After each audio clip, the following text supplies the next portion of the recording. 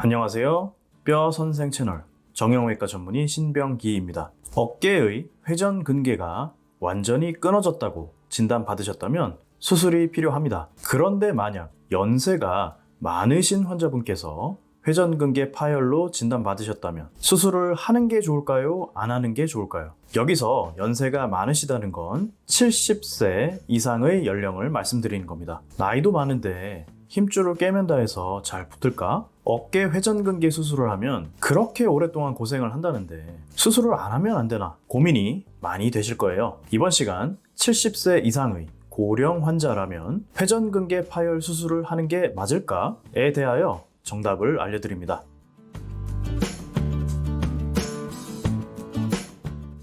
이에 대한 결론을 내리는 방법 그리 어렵지는 않습니다. 환자분께서 지금부터 제가 말씀드릴 두 갈래의 환자분 중 어디에 해당하시는지 한번 생각해 보시면 돼요. 첫 번째, 환자분께서 연세는 많으시지만 지병이 별로 없으시고 전반적으로 건강하고 활동적인 삶을 살아오셨고 앞으로도 내 어깨를 사용해서 각종 취미 활동과 운동들을 하며 활동적으로 살고 싶으신 분. 두 번째, 환자분께서 여러 가지 지병이 좀 있으셔서 건강도 비교적 좋지는 않으시고 그동안 어깨를 활동적으로 많이 쓰진 않으셨으며 어깨의 기능이 여기서 좀 더 떨어진다 하더라도 통증만 줄게 된다면 견딜만 하다라고 느끼시는 분. 자, 왜 제가 이렇게 말씀드리느냐? 이 중 어디에 해당하시느냐에 따라 치료의 방법이 달라져야 하기 때문입니다. 어떻게 치료의 방법이 달라지는지 그 결론만 먼저 간단히 말씀드릴게요. 먼저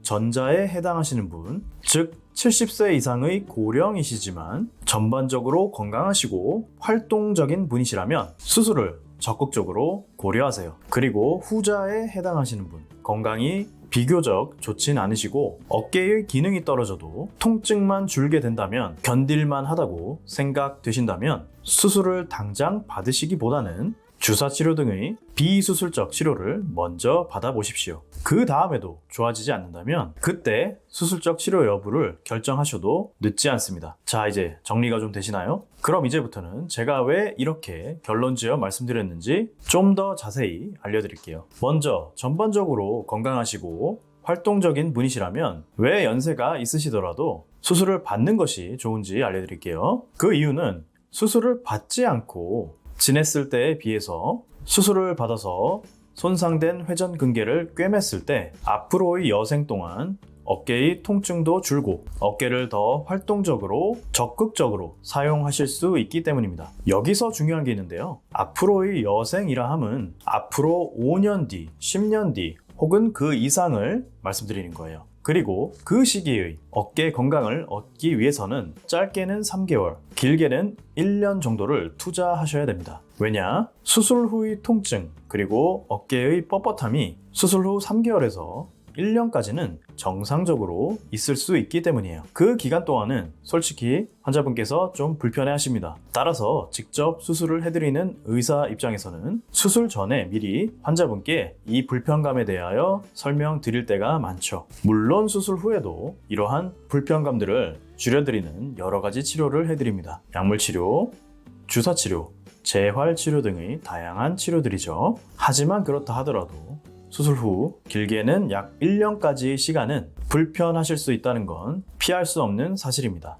하지만 그 시간이 지나가면 환자분의 어깨 불편감은 확연히 좋아지게 되며 어깨의 기능도 많이 좋아지게 돼요. 즉, 힘든 일정 기간을 견뎌내시면 그 열매를 앞으로 5년, 10년, 때로는 그 이상의 시간까지 얻어가시는 거죠. 그러니 연세가 있으시더라도 건강 상태가 좋으시고 평소 활동적인 삶을 사시는 분이라면 장기적인 관점에서 보았을 때 수술을 받으시는 것이 삶의 질을 높이는 방법입니다. 특히 주로 쓰는 손 쪽 어깨의 회전근개가 파열되었을 때는 수술을 적극적으로 고려하시는 게 좋습니다. 만약 오른손잡이시라면 우측 회전근개 파열에 대해선 수술을 웬만하면 받으시는 게 좋다는 거죠. 그래야 주로 쓰는 손을 쓸 때마다 어깨의 불편감이 와서 고생하시는 상황을 방지할 수 있습니다. 이번엔 건강이 비교적 좋지 않으시고 평소 어깨를 그리 많이 쓰지 않으시며 어깨의 기능이 좀 더 떨어진다 하더라도 통증만 줄면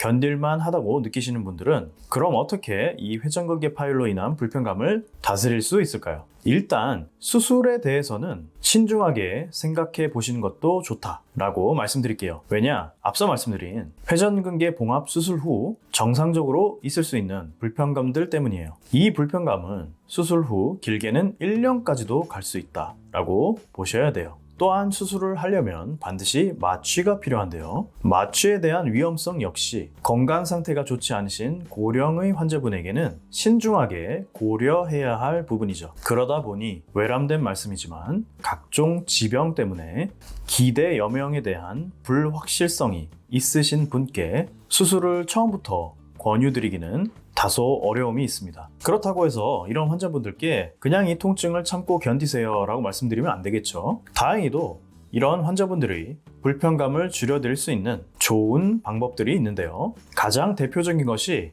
주사 치료입니다. 회전근개 파열로 인해 발생하는 통증은 결국 파열된 부위 주변 염증 반응 때문일 경우가 많은데요. 그 염증 부위에 염증을 가라앉히는 주사를 놓아드리면 상당수의 환자분들은 그 통증이 확연하게 가라앉는 것을 느끼실 때가 많아요. 물론 이러한 치료들이 끊어진 힘줄을 다시 제자리로 붙게 하지는 않습니다. 보통 주사 치료의 효과는 약 3개월 정도 갈 때가 가장 많고요. 그 뒤엔 다시 통증을 느끼실 수도 있어요. 이후에 다시 통증이 점점 더 심해지면 이러한 주사 치료를 포함한 비수술적 치료를 다시 해드려서 불편감을 줄여드리게 됩니다. 물론 반복된 주사 치료는 장기적으로 안 좋은 영향이 있을 수 있습니다. 먼저 시간이 지나면서 파열된 힘줄의 범위가 점차 더 커질 수 있고요. 이에 따라 어깨의 기능이 좀 더 떨어질 수 있어요. 주사 치료 때문에 파열의 크기가 더 커지는 건 아니지만 시간이 지나면서 자연스럽게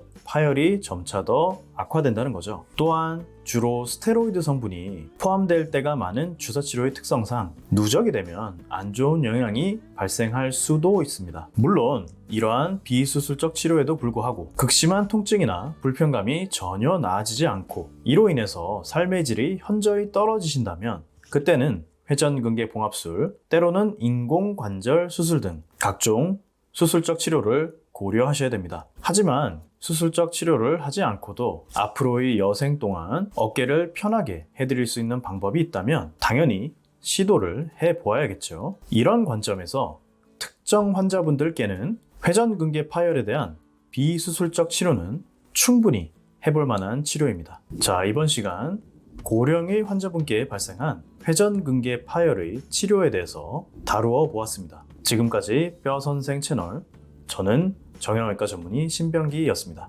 모두 건강하시고요. 감사합니다.